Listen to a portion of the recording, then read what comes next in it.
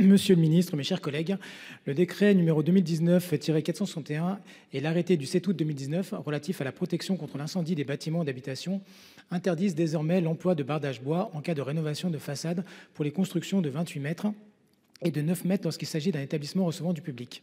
Dans les stations de sport d'hiver, la majorité des constructions sont en bois et seront donc impactées par cette nouvelle réglementation, qui va à l'encontre de l'aspect architectural originel des stations, de l'identité de montagne, mais aussi de la filière bois française et d'une rénovation thermique écologique et efficace.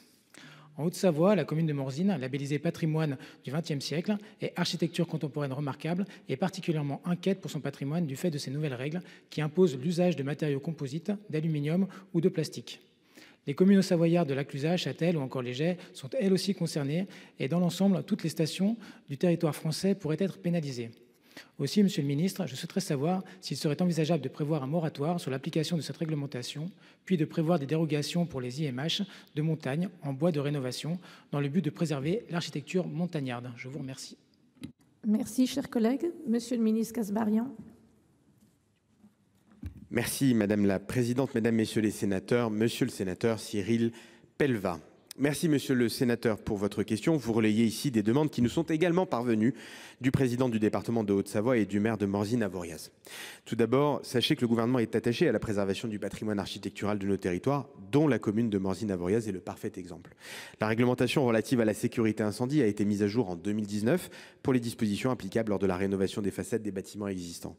Celle-ci définit des critères quant à la réaction aux feux de façade avec une exigence croissante avec la hauteur du bâtiment. Cela fait notamment suite à l'incendie de la tour de Grenfell au Royaume-Uni, dont la propagation très rapide a été attribuée à la présence du matériau d'isolation installé lors de la rénovation de la façade de l'immeuble.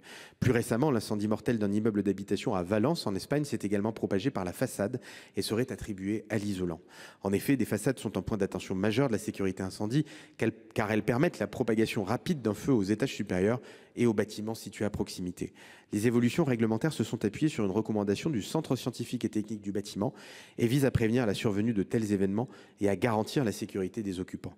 Le gouvernement considère que la sécurité des occupants est une priorité et n'envisage donc pas de revoir à la baisse les exigences de cette réglementation ou d'ajouter de nouvelles dérogations. En revanche, monsieur le sénateur, il est important de rappeler que la réglementation permet de recourir à une approche alternative.